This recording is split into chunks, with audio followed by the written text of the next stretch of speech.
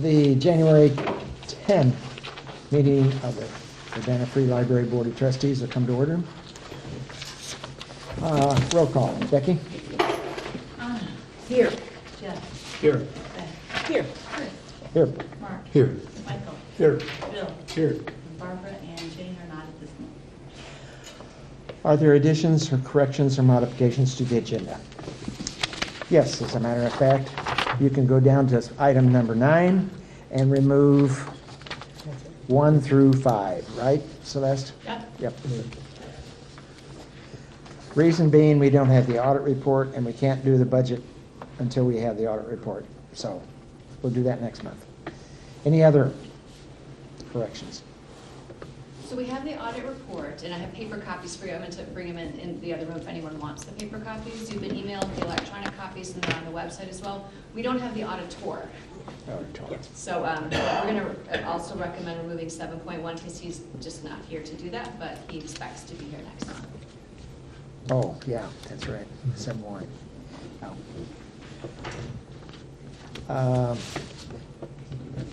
Do I have a motion then to approve the agenda as amended? So moved. Second? All those in favor say aye. Aye. We will have a closed session, no executive session, and we'll have a closed session at the end to review closed session minutes. Yes. I was suggesting to Celeste that the audit report maybe be a little bit less detailed than the discussion of it Conversation. is. Yeah. I mean, for me at least, it's auditing 101. I don't know what I want to know is where do we deviate from standard practice? Mm-hmm. What are we going to do about it? And the rest of it I'm not that concerned about. But they tend to go into a level of detail. Yeah. I don't want to hear. I can read it if I want to read it. But are you all I think so. aligned with that thinking or not? If you're not, There's some reason that something we need to be alerted to. Yeah. And there would be some things, and particularly where there are items that are reoccurring, and whether we could take care of those. Sure. That's, typically it's just one staff member is involved in a transaction when there should be 2, Yeah, but we don't have a second one to do it. That's part Health of it. insurance accrual and things like that tend to show up there too. Do you read it, what he's saying? I've heard what you said. Okay. does that make you uncomfortable? I will tell him what you are looking for Mhm. and make that recommendation. You have all read the audit, or will have all read it by next month. And then if you have questions, it might be Yeah. helpful if Yeah. you are able to ask. If you have any questions now, I'd be happy to grab a copy and talk you through, but we can also just talk through any I questions. guess what I mean is, Yeah. do you think we're not fulfilling our fiduciary responsibility if we do not have a full report? I think it can be a full report, but you're asking for a slightly different focus. That's what I'm hearing. So would this be different than the auditor's recommendations? I mean, No, it would include. No, I think we'll get the same information. I'm just looking at it more simple, more straightforward. okay, but is that going to be more work for you to simplify this, or for him to simplify this audit? I mean, I'm going to ask him to just, again, It's the slightly tweak auditor how he that- would deliver the Right. information. Waiting on us. No work But for her. the reports have all been written. That is all Oh, yeah. standardized, and that is all done. Okay. So I will share with him what you were looking for as far as what I'm hearing you say is that a slightly different focus on how the information is presented would be helpful, more helpful to you as a board. And so I Correct. will share that with him, and if he has concerns about that, I can facilitate, Yeah. let you know, Chris, if there's a reason that doesn't make sense to him. Well, right, if this creates a finding in next year's audit, then let's not do it, so. No, not at all. And you can mark the next one present. Public comment. Do you have any comment? If not, moving on to budgeting process. Celeste? Sure, I would just let Barbara sit down. Okay.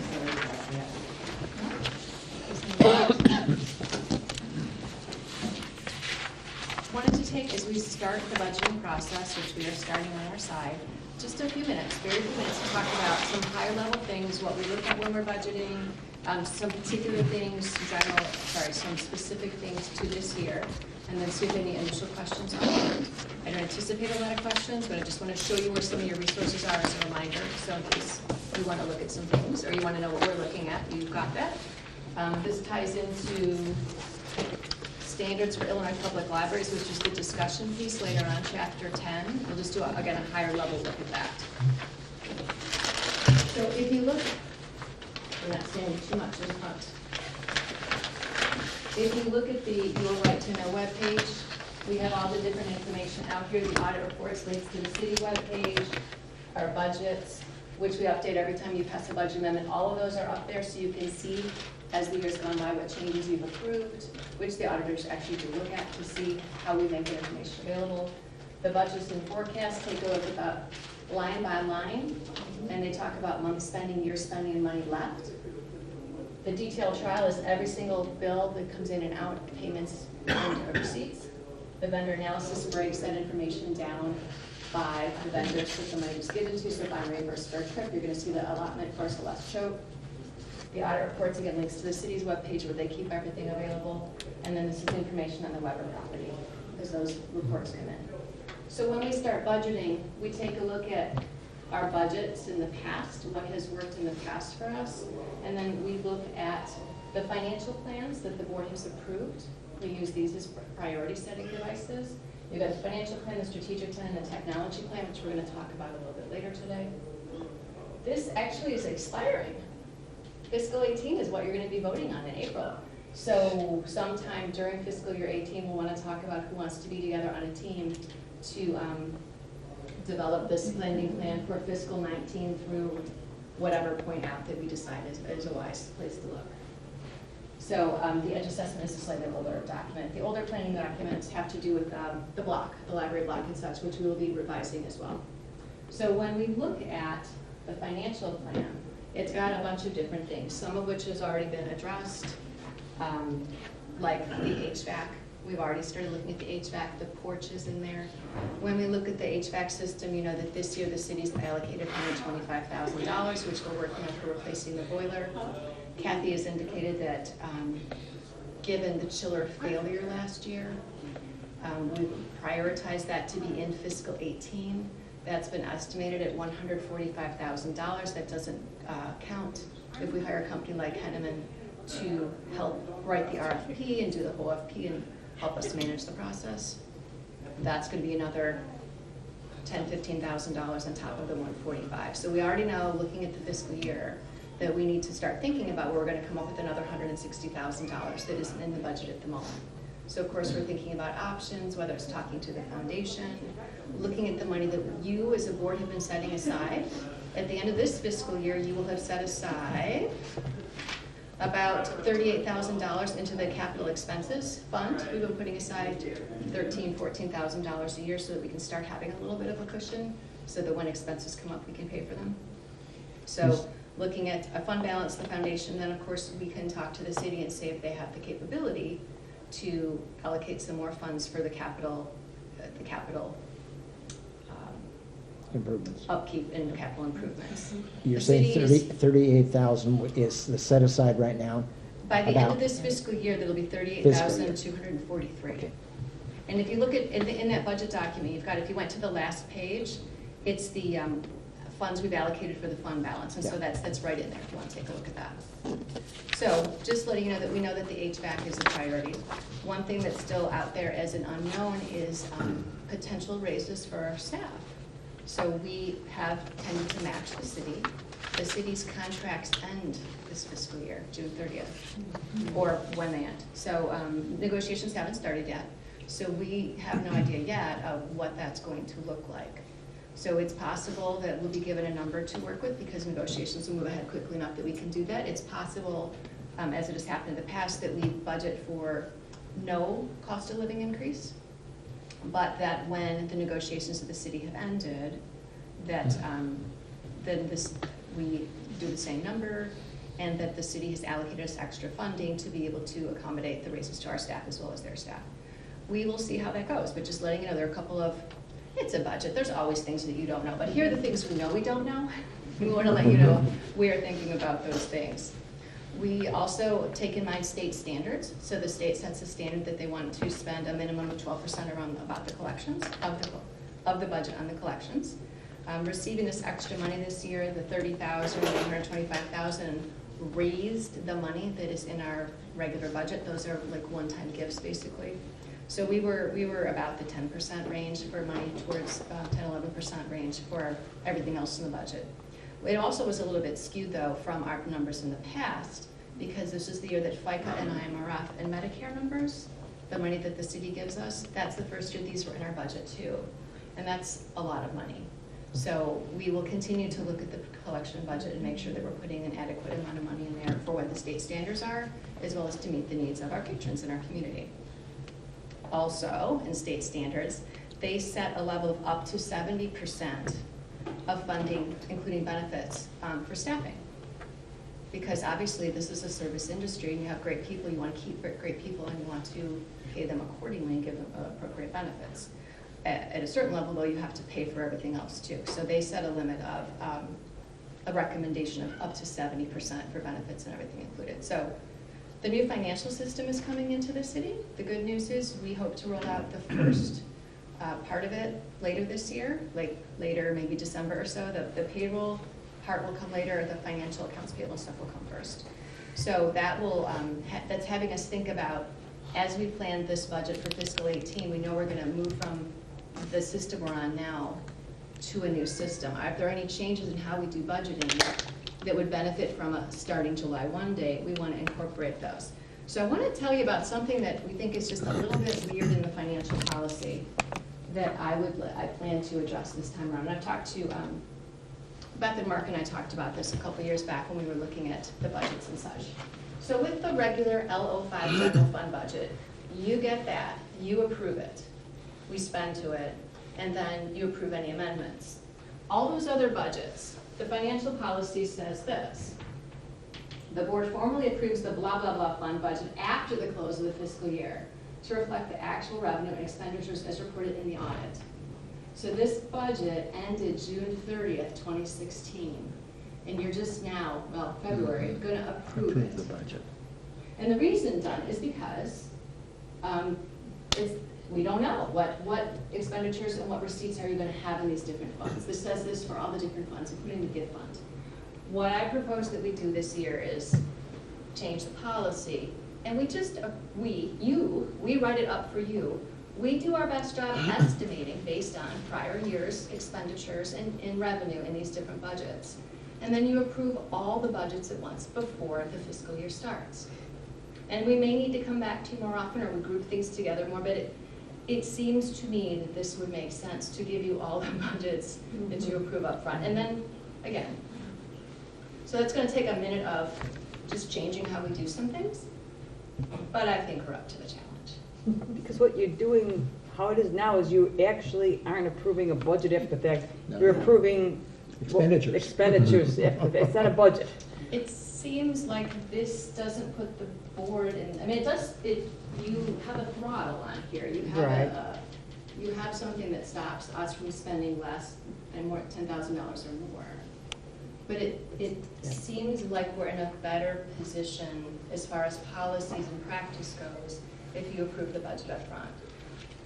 Going back to what you said before, Yeah. what's the new system? You said the city has a new system. Yeah. What does that mean? We're getting a new financial and payroll system.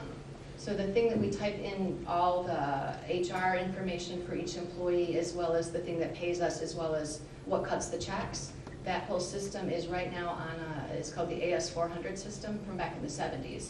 And it's a homegrown system that does amazing number of things, but it's from 1970 something, and it doesn't have all the bells and whistles and capabilities that newer systems have. So the city and the library and I believe the parks will be migrating to a new financial system, which is going to take a bunch of Becky's time because she is the primary person working with the system. What's it called? We haven't signed a contract yet. Oh, okay. As long as it's not Banner. It is not. Oh, my People's goodness. office. Everybody has experience So- with Banner. I'm not sure what part that's been made public, but it is a Okay, well-known, no, I respected respect company. that, that's fine. And this year is going to cost us a little bit extra for migrations costs. So I'm going to come to you in the next couple months saying, this is how much extra it's going to, we put aside extra money for this, but it's going to cost extra over the extra.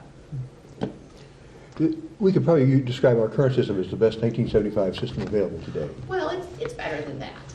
But once it's set up and running, and we're all comfortable with how it works, it will create opportunities for staff to be more self-directed. So for example, instead of Becky having to print a paycheck stub for every employee or a check and put it in their mailboxes, people can log into a portal and check it out themselves. And if they want to do a vacation request, if they want to do any number of things, they can do it themselves and not have to fill out paper. The system will, in some cases, queue it up for someone to approve changes, but it will be more self-directed for staff. So that would be nice. We'll give more flexibility.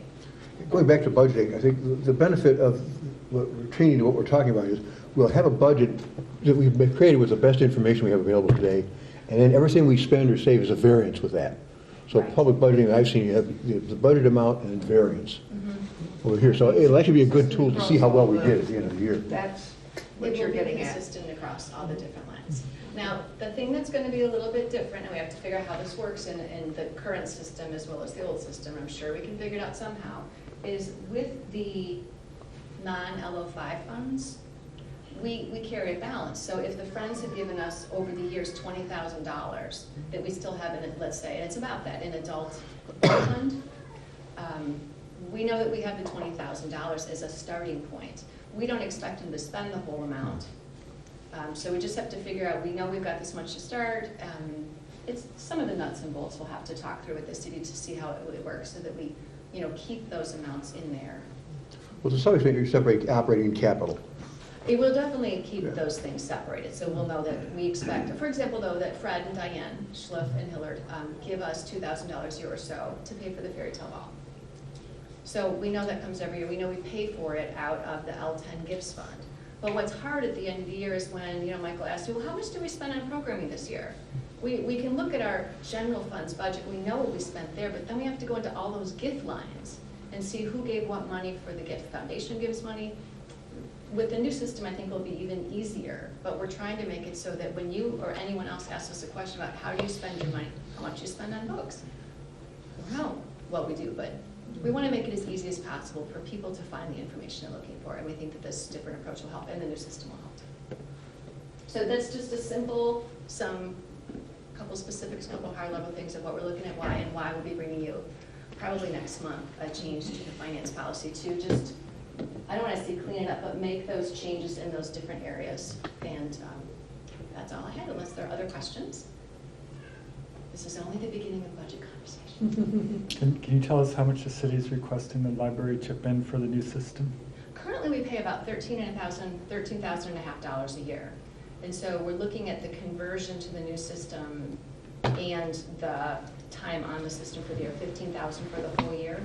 So we are currently working out what it will cost and why, because they're getting a package and we only need a tiny piece of the package.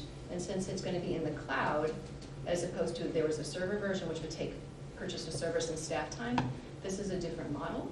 So we're going to negotiate how do we figure out the new number. But it'll be in the budget when I know what it is. Yeah, well, that seems pretty reasonable. I think the city's cost was $200,000 or $300,000, so How much? $200,000 or $300,000.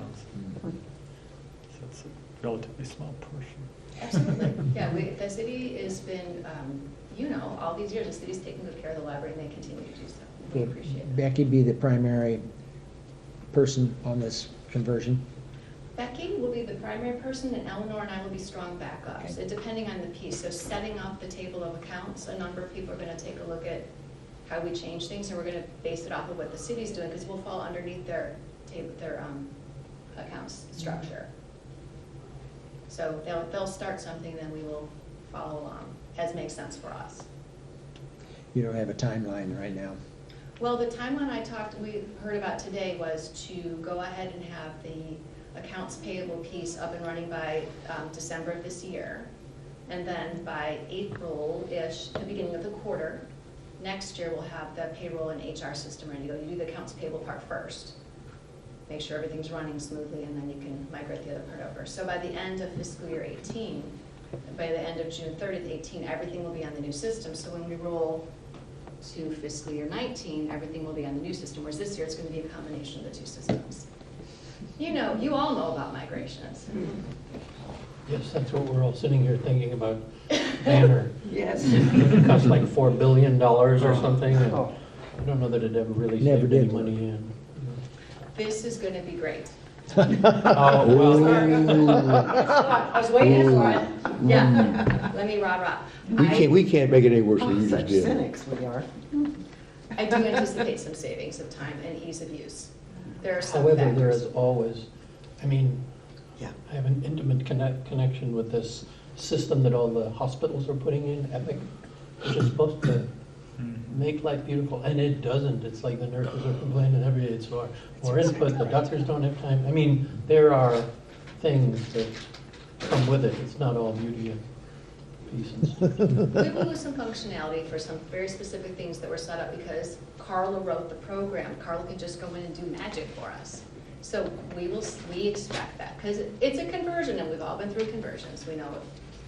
We have a good reason to believe what it will be like. But on the end of it, we feel like we'll be one step ahead. How's that? A realistic one step ahead. And if not, then we're not. But we don't have the option to stay on the S400, and it makes more sense to be on the same system as the city. And I have great faith in the process because Becky was involved in the process, and I was involved in the process, and a lot of people. Any other questions?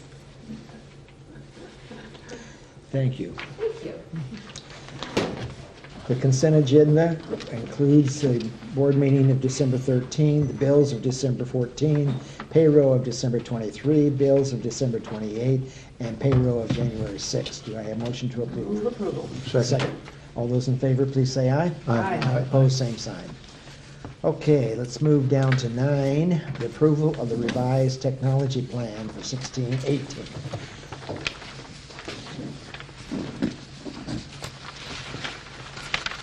Big front page on it, so we ought to be able to find it.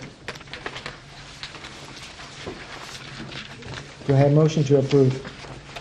I've just two questions because upon. Let's have the motion. Oh, okay, that's right. Okay. I'll move approval. A second to that? Second. Okay. Yeah, go. this is nothing against not approving it, but on second reading, somehow they're missing the first reading. So what is Reader's Advisory? I'm looking at H15, the library will develop online tools to assist in Reader's Advisory, including a form for Reader's Advisory request. And when I looked through the first time, I was really looking for technical things, and it all checked out technically and strategically, but now the second reason, I don't know what that means. Sure. So you come to the desk or you email and you say, I like books that involve little old ladies who solve crimes. So you can fill out our standard reference box, but some libraries have developed templates where they say things like, what kinds of books do you like? And you check all the boxes. And how much spiciness in the sex scenes do you like? And how much swearing do you like? What will you refuse to read? And people fill out a template, and then they send it in, so it's more detailed, and it goes to staff who then look through the fiction or nonfiction books and send back a list of items that people might enjoy. Okay, So so it's just called, so there's, it's just the terminology I wasn't Yes, familiar with. it's not mandatory. No, it's, no. okay. Some people don't want people to know what they. Again, under section H, I have assumed that the 3D printer is a cost recovery program. Yes, they are currently working on that. So at the very least, the cost for the filament, and we are looking to get a proposal from staff about that. J1.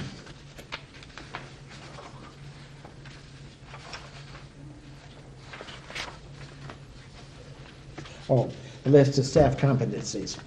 Is that being worked on presently? Yes, we received a draft last week that the technology team brought forward, yeah. Okay. And then, kind of similar to my last one, I-5, what is a finding aid? It was library will publish and promote bibliographies and finding aids in digital form. So so what is in digital form? Is it the bibliographies or is it the finding aid in digital form? Both. Okay, I was just trying to parse it, and I confused myself. Finding is the verb, and they're looking for things that help, is that? That could, yeah, because I was just interpreting it saying, well, is it a finding aid or is it No, it's finding finding aids? something. It's a finding aid. Finding help I in. said I had sleep when I read this the second time. It's like, oh, Right. The English language is wonderful. Yeah. Okay, under K2, you got another? To say why they're just, this is a library thing. So the bibliography would be a list of particular titles one might enjoy. A finding aid is going to be something that says, if you're looking for information on multiple sclerosis, here are the kinds of places you could look, or if you're looking for information on how to find healthcare. So it won't necessarily be particular titles, but perhaps more general or specific places to look. So they're slightly different in focus, but they both want to get people to where they're looking to go. So it is what you Okay, so this is what I thought, but Yeah. just making sure. That is Okay. interesting. Yeah. Under K2, have we set a budget amount for set aside for equipment replacement? How are we handling that in the budgeted process? Yes, we have, and that, if you look at the last page of the budget amendment, we haven't done it for this year yet, but we did last year, and we set aside, Percentage or total dollar? it was a total dollar. MC and I worked on a list of over the next 30 years, capital expenses and computers we thought we were going to cost, put some inflation in there, and then decided how much we need to spend each year. Sorry, How save many each year. years? 30, we went up 30 years. Do you even know what technology is going to be available in 10 years? We know that we're going to need certain things, Wow. so, and we had provided that last year as an informational piece. So as I have this year's, it'll be part of the budget packet as well. I thought I So we need a misunderstood security. We will probably have a card catalog system of some sort. And if you have to replace the system, Yeah. what will that cost? I see, okay. But yeah, it's. I'm it's kind of an going back estimate. 30 years and trying to figure out what we would have said we needed by now. I know, And I'm it is getting, daunting. we're zip It drives. really is. I More mean, it's a files. totally It is, different it world. is, yeah. Just Yeah. Maybe it'll be in our head. Maybe it'll Second be 400K drive with A chip. with your first Mac. you know. a chip right at the In each tip one of of your us. But those will nose. cost money too, so, you know. Yeah, that's, So there's this book, this like, everybody told me it's like really famous in juvenile literature called Feet. The Feed, yeah. And that's what it's about, like it's all in your head and they Oh, do a really? little operation. And so every time you look at someone, you see all the sale prices of their geez. things they're wearing. And they just, it like makes it all so easy. In the movies. Any other questions about this document? So, so I have a kind of general question. So Sure. this is the technology plan, but it doesn't seem to include anything to do with the makerspace. Is that not technology? Should it not be integrated with this? Is it, I mean, I'm just asking, I'm not, That's a good point. A number of the pieces of equipment are from grants with the Fab Lab and the U of I, but some of them are not. And I think that the next time we redo this, we could take a look, because we bought sewing machines, for example. Sewing machines are technology. well, but And the you know, laser 3D print. printers and all those kinds of things. Those things were purchased with grants. Right. So we have not yet ourselves spent library money on that, but it doesn't mean it shouldn't be in here, whether we're spending the money or we're getting partnerships with other people. Right, Thank right. you, Jeff. And maybe it's just an item that says for other, because you aren't able to determine all those at budget time. Well, but you want your technology to be able to integrate with them. I mean, they're, Yeah. you know, you're talking about an audio system, that's got Yeah, to that's a have good some point. effect on the people that use the room and makerspaces and all that. Shouldn't, so right now, grants don't go through the budget process at all? Are they completely outside? If we get like stuff from It Makerspace? really is outside. Shouldn't that be in part of it? I mean, Yes, it should. okay. We haven't gotten the grants, the U of I has gotten the grants. We did apply for a grant through the Eastern Illinois Community Foundation to have another 2 3D printers so that people don't have to wait, because it takes some time to print things.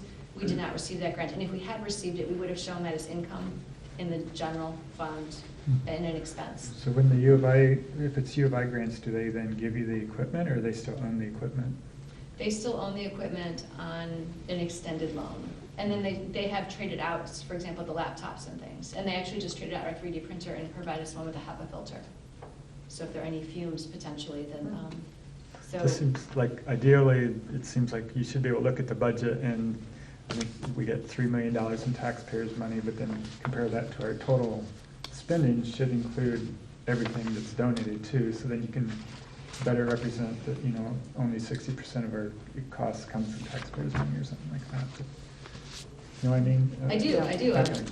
This, over the years, the past couple of years, we've worked hard to really show in the budget, what does it take to run this library? So including FICA, IMRF, the Ameren, $30,000 a year, the free gas money. So let me see if I can, I will work on that. Maybe a long-term goal or something. Yeah, let me work on including, again, a more well-rounded picture. Thank you. And actually, 3D printer was mentioned in H11. That would be one purchased for. That was the one purchase, but you do have the word For the 3D public. printer in the technology plan and just have to investigate and plan, but your point about, makerspace or maybe some future technology, Mhm. that's good for the future. Well, maybe making their space more integrated with the technology, so they're not just like off the street, taking up a space, that it's made for them, and that could be part of the technology plan. Outlets, internet connections or whatever, I don't know. Where makerspace could, if what you're saying is a more permanent type of makerspace? No, but I mean, if, Okay. for instance, you wanted to have more permanent space, they should be Yes. integrated into the technology Yes. plan, so that they're not just people off Yes. the street that happen to use the room. So, yeah.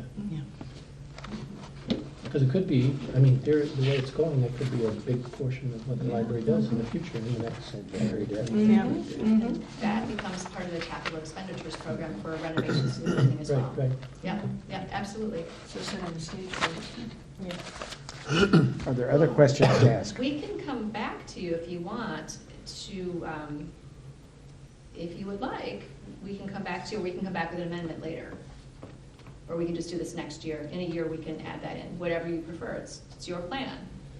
In a year, you might have a better idea. Okay. This has been developing this year, it is Yeah. new, Yeah, it's that's a good successful, point. but I would like to see it maybe season a little bit, so then, before we actually put some concrete words down about it, I think we'll be in a better Don't you think we position. approve this and do it like we have any other budget amend? If that seems like a good idea, but we could also wait for a year. But weight is kind of hanging. I guess Well, we I'd don't rather. know what we'd be putting in it. Well, but This I gives them think more we time to can, think about it and to make sure that when they come up I with guess I something, feel that it's- we've got a document that they can go by, and as other things come along, you make amendments to that maybe, rather than not having anything as a document to work from. I don't know. Well, now I'm wondering about the technology plan versus the spending plan. Is everything in here? I was looking for the Wi-Fi upgrade, for example. Probably not. And maybe I just missed it. I didn't see it in the plan, but it's in the spending plan. Well, some things that are in the technology plan will be handled in this year's budget. So so that what you have for MC's wish list, so to speak, for technology, is for the fiscal 18 spending.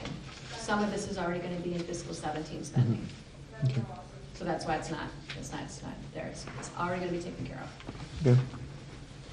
Well, you can decide, we've got a motion on the floor, whether we want to approve this. All those in favor say aye. Aye. Opposed, same sign. Okay, so we've got this, we can amend it as we go along for Well, purposes or of not. make it more Or not. inclusive.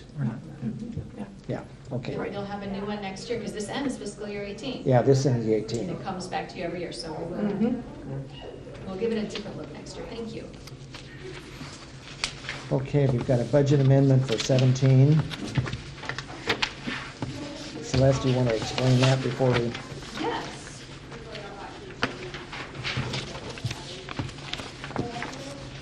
So there are just a couple of pieces. The first piece is $9,900 to have Henneman provide engineering design services, as Kathy wrote up, so that with the replacement of the boiler process, they will create all the information for the RFP, they're gonna do all the drawings, they will help us with any grant applications, the DCEO and Ameren, they're going to take care of the RFP process for us and help make sure that the applications that come back meet the criteria of the RFP so that we can go ahead and hire the appropriate firm to do the boiler replacement. We did not budget for this because it was not a thing when we did the budgeting last year. So we're requesting to move this much money from the building capital expense line, which is where the $125,000 from the city came from, went into, it was our holding place. it is not appropriate to spend this money out of that line because it's professional services, but it is appropriate to move the money that's spent out of the right line, so that's what we're looking to do. And how was the $9,900 cost reached? They have. It's convenient. They have given us a proposal and listed out the things, and I have requested an itemized listing of what those cover. So this is, I've got $9,900 to spend, what can you do for me? As opposed to, what's it gonna cost, and they come back with $9,900? It's just close to the $10,000. Yes, it is. It's below. It is below. Yes. Just asking. So you can choose not to move the money over. That's up to you, but with this amount of money, it was felt by the city and by the library to be a fair amount. Okay. How much contingency is in there? I would have to look, I'm sorry, I don't have that off the top of my head. I Okay. can tell you later. Okay. But you could look at it as though when they totaled it all up, it was gonna be like the better part of 11,000, and they didn't wanna hassle with it, so they lowered. Yeah. Maybe. Maybe. So, We could. We could. I don't think I asked for a motion before we discussed it, but Oh, is there a sorry. motion? It's my error. Do we have a motion to approve this amendment? So moved. Second? Second. All those in favor, please say aye. Aye. Opposed, same sign. Okay, the circulation and interloan library. Basically revised dates, of course. Cabinets to E14, I have a question on how it was. The money from adult, $1.50. Yeah. Late fees, late fees, that was a big one. I don't see anything that's earth-shaking. Do I have a motion to approve that? So moved.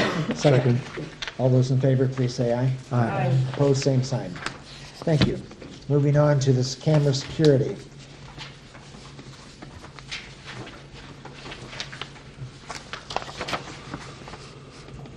The biggest change is probably who can authorize the looking at. Any other questions you might have on it?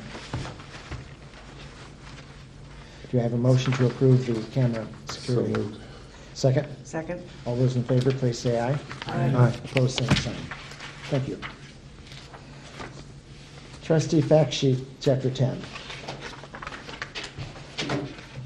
So this is a chapter about budgeting and financial management.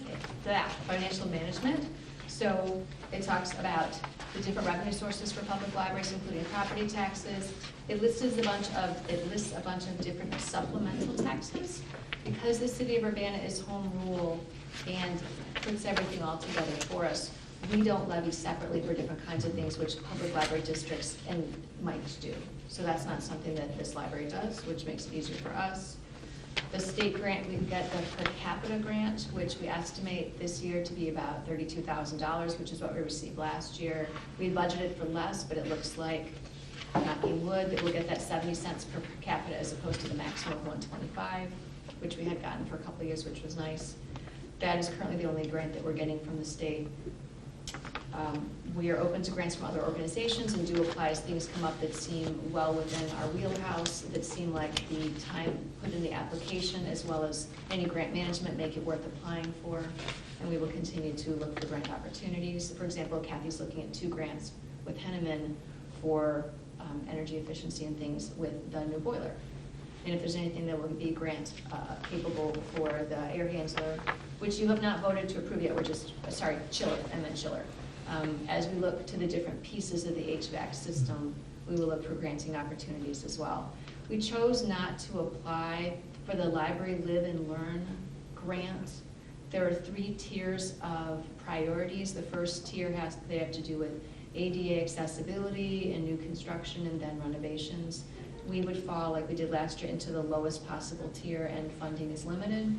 So it didn't seem worth Kathy's time to spend a lot of time on something that is likely not to be funded. So that's a case where we figured it was a better use of time to work on other projects.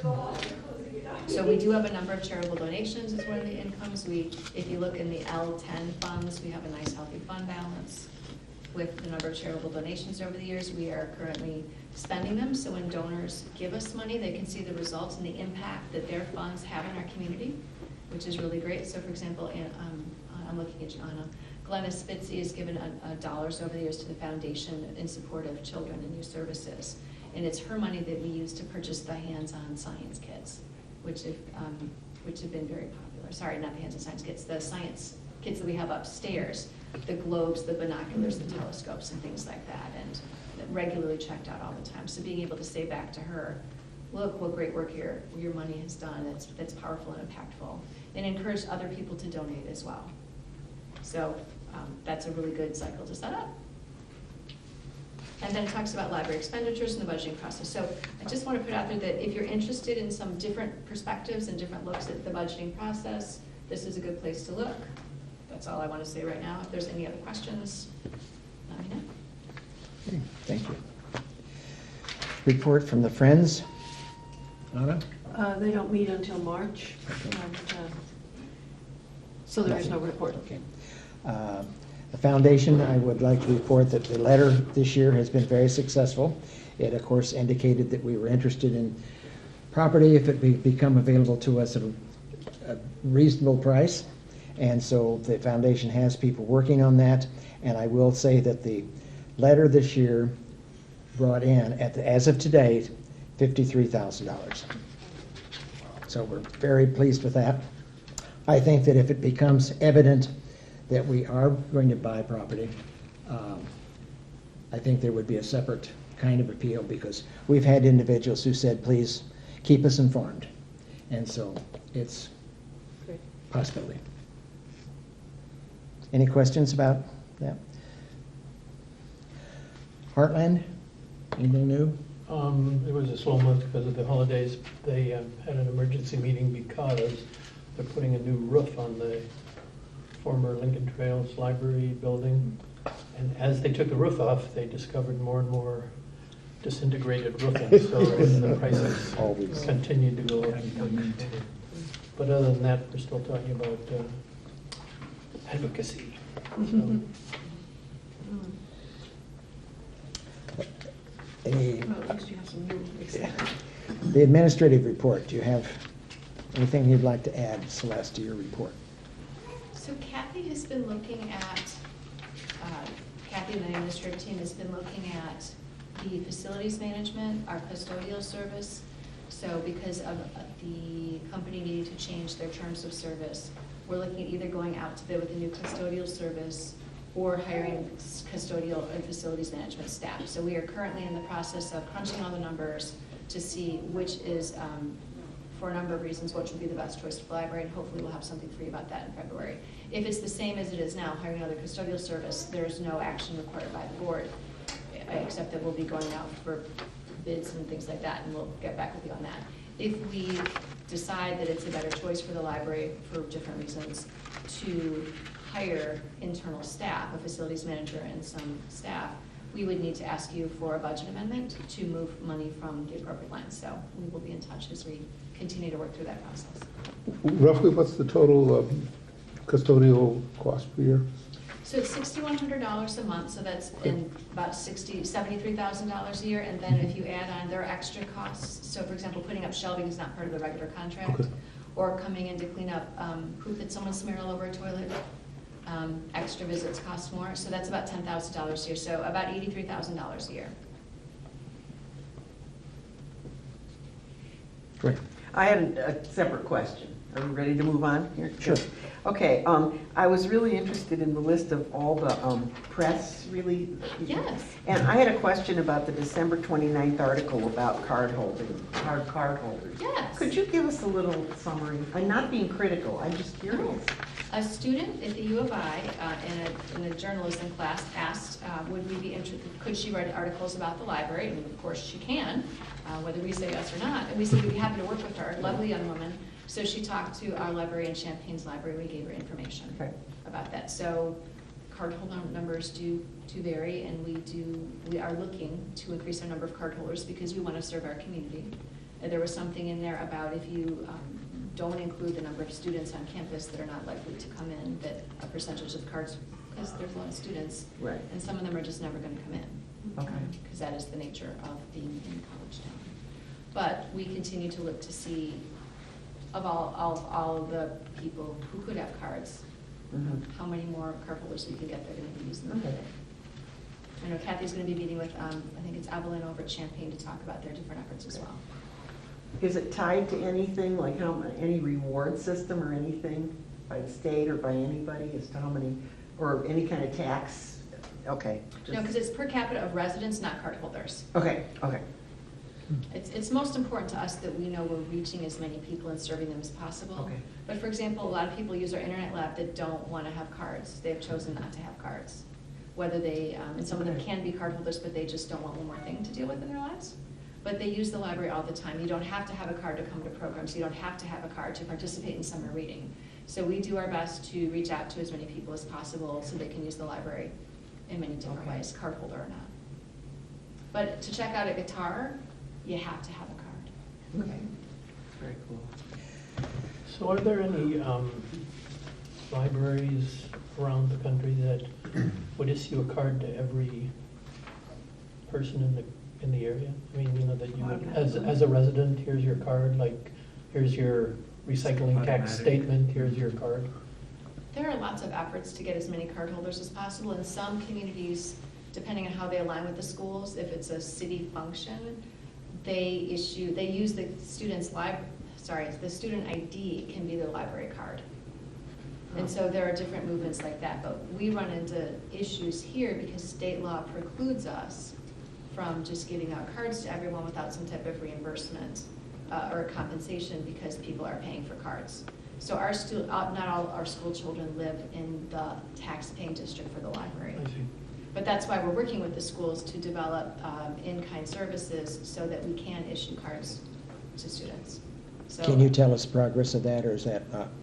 I We're heard you and still- Don talking today. Yeah, I'm getting on his calendar. We've both been a little bit busy with things, but I was looking to see what is the process that he wants things to go through so that as we bring things to you, the board, I'm getting them to him and his board at the right timing so that people have time to look at it and process and come back with questions or comments so we can continue to move it forward. We feel confident that we've got some good ideas of ways that the schools can provide in-kind services. For example, they do inter-office delivery between their schools.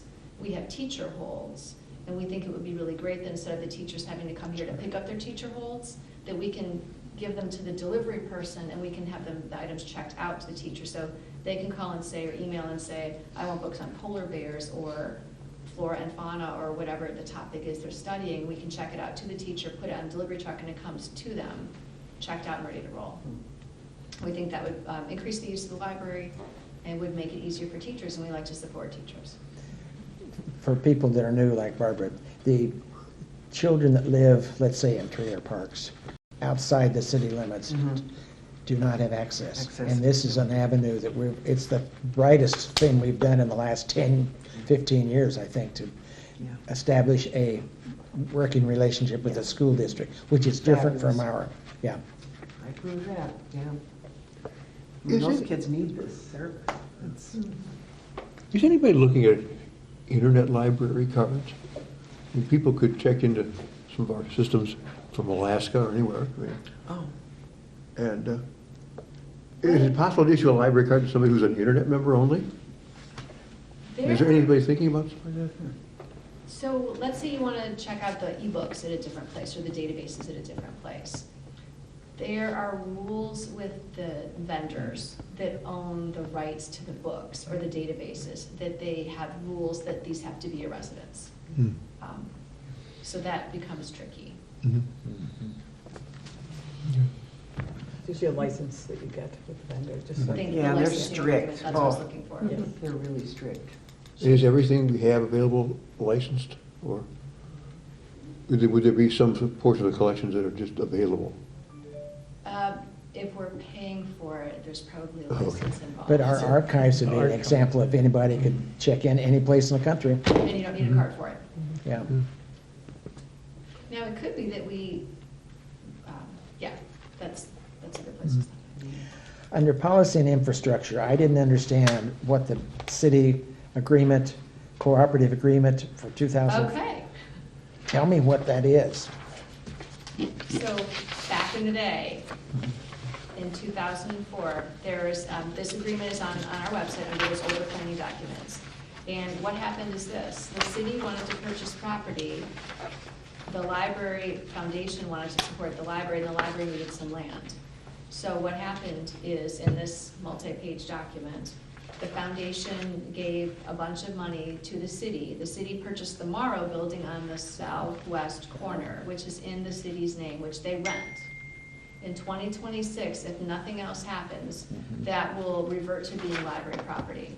If the foundation and the library want it before 2026, we have to give 2 years' notice to the city before January 1st of the year, 2 years prior. And so they had a tenant in there for a long time, a law firm, and the law firm has moved out. So they were looking to rent to a new tenant. And they were talking about lease terms with the new tenant. And so they brought it to I've known about this. So they said, how long can we rent? Do you mind if we rent it out for 2 years? And the answer is, to some extent, it doesn't mind if the library minds or not. We have a written agreement that says you've got this window of time. So we're happy that they're renting it out because it's more people on the block. Yeah. But I thought what we could maybe do is formalize telling the city on a yearly basis, no, we don't want it for another year. It makes so much sense now. Unless you decide that you do want it. And then there's a chart that says how much you would have to pay to help reimburse for what the city has put into it. So also with the money the foundation donated, they renovated the Tepper building to be able to house the Champaign County Historical Archives in it. So there was a bunch of different property things happening. Good, just a question back up to the land grant exhibit at Cranor. That's a cool thing, so how did that come about? Should they come and approach you or whoever who's doing that and said, hey, can we? It was actually through various connections. First of all, our piece is small. Right. But They're just some photographs, but the university, now has a museum studies program. And this is a student class curated by a group of students for a class. And this whole exhibit essentially was, I think it was not just a semester project, may have been a longer project. So the lead curator student on the exhibit worked with various content holders. One of them is Ben Halpern. Ben Halpern donated many hundreds of photographs to the archives on all his amazing photography of the railroad history. And so part of that is in the exhibit. Okay. So I worked with Ben and the Cranor and the student because the university has lots of layers of bureaucracy. So there were lots of forms. I had a lot of forms. All photographs, but, Yeah, we had noticed. like I said, we decided to put it in this report because it opens on January 28th. Sure. But it will be at Cranor through July, I believe. Yeah, thanks. I'm glad you called attention to it, because I thought I wanted to call attention to that, yeah. I do want to say that we're very proud to have a brand new collection that launched just this week. And people can now check out, we have 2 electric guitars, we have different amps, and we have 2 acoustic guitars. And we will soon have a little electronic drum and other types of items. I'm voting for ukuleles, will be in the collection for people to check out as well. They check out for 2 weeks at a time. There's a beautiful web page. And if you look at the circulation desk, on one of the end panels, there's some gorgeous signs about what musical pieces are available, and you'll see that they're individual pieces, and that's so that we can add more instruments as they are added to the collection. So Joel's going to talk on CI Living a week from today about the collection, highlight it, and we expect a lot of great feedback from people. Joel put it on his personal Facebook page. He said he got about 100 likes just right away. And we want patrons to tell us what other types of musical instruments do they think would circulate well. What would they like to see? Is it recording stuff that you can take home? Is it microphones? Is it what? So nothing that involves spit. But what are other types of things that make a lot of sense for our community? Because this is a community that loves its music and they like to participate in it. So we're really thrilled to launch this collection. Yeah, I was really thrilled to see this. My question is, I know at Chicago Public Library, the kids, the teens, love to practice in the library. Is there a space here? They practice here with the Teen Open Lab. They Okay. sit around and play guitars in here. I'm and in that delighted to hear closet, this, because, They can record like a Okay, sound studio in okay. that closet. Yeah, wow, yeah. great. Because I know at CPL, it's just really a cool thing. Great. So I think it's an opportunity for donations. Every house that I know has like trumpets and guitars and all that in their Yeah, basement. no And trumpets, there's but. no easy way to I've just got sort a of, I mean, there is an easy way to get rid of them, but it would be cool if people could feel that. Trumpets again involves. Well, no, but I mean musical instruments in general, you know, like Mhm. all those things you buy and then your kids like don't Yeah. practice. Don't practice. Yeah. Ukuleles are a hot thing these days, right? They are. I mean, yeah. They are. So that is the question that we have with any type of library donation. What are things, how can we make sure that when we add something to the collection, it's gonna hold up for people and they're gonna have a good experience? This is a collection we're definitely gonna have that conversation about. We're gonna start with ones that we purchase, and then we can consider donations as well. I know the people that teach music in the schools, Yeah, they often have kids that just can't afford the Can't afford instruments, that. and there's Yeah. a limited supply, you know, so you might be able to do something in conjunction with that, or, you know, but Well- it's a big deal. Yeah, there's also the Ellen Burnett Underwood Fund. Yeah, yeah, yeah. We're touched that too.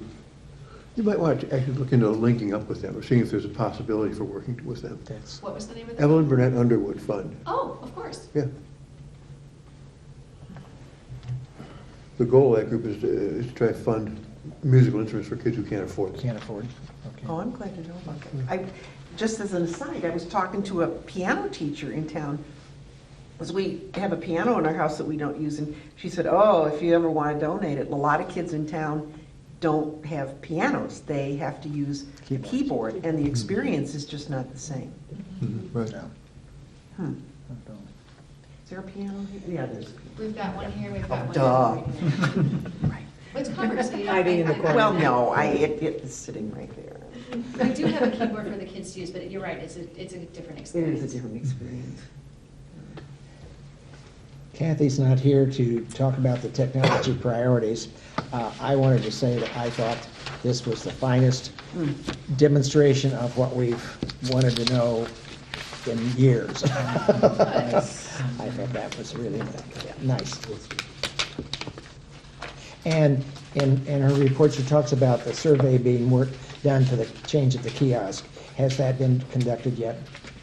No. Utilization? This just came to us last week, so we're Okay. looking to see, we're looking at the numbers. The checkouts are greater on the kiosks in children's versus adult. So we're gonna just double check that that's current. We don't wanna take away anything. They're expensive, though. $15,000 to buy one more kiosk is a expense. So it's likely that what we'll wanna do is try it on the second floor and see how that goes. But we have to check, is the wiring? Because it's likely that there'll be a cost to relocate it in a place. So we need to get the electricians out and the cable guys out to see what will it cost to move one up there. Whether it's a brand new one or whether it's an existing one as a trial, there will be a cost. We want to look at that first. But we haven't had to do the Disney lineup for the kiosk yet, poles and all that, have we? In children's, yeah, they were getting people backed up. It was great. Really? The kids and the parents Well, love that's what that. it- It's so easy.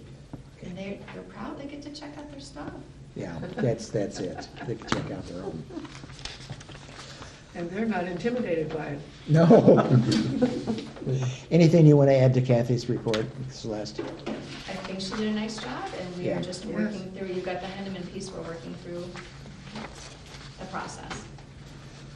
Okay, I have no particular report. I see nothing in new business, unfinished business, but we do have a closed session to review minutes of closed session meetings. Do I have a motion to move to closed session? So moved. Roll call. Do we have a second? Or do we need a second? Yep, I'll second that. I'm sorry. All those in favor, please say aye. Aye. Aye. Okay. Roll call vote. Anna? Anna? Aye. Okay. Jeff? Yes. Beth? Yes. Yes. Yes. Yes. Okay. Yes. Yes. And will we be coming back? And we'll be coming back to conclude that business. Do we have a motion to go back into open session? So moved. Second? Second. All those in favor say aye. Aye. Roll call. Get them who's doing what here. Anna. What am I? Just say yes. Just do that. Yes. Or here. Yes, here. Here. Is Chris, Yes. Mark, Here. Michael, Here. Bill, Here. Barbara. Here. Hi. We didn't lose it. nick of time. Here, here. Okay, we have 1, 2, 3, 4, 5 pieces of minutes. Do we approve the minutes? Okay, so okay, so we're gonna do two things. We're gonna You're gonna, but let's, we're gonna do this one first. So, Yeah. okay, so I'd like to make a motion to approve the minutes of the closed session of March 27th, 2007, June 8th, 2010, November 9th, 2010, December 14th, 2010, July 12th, 2016. is there a second to that? Second. All those in favor say aye. Aye. Opposed, same sign.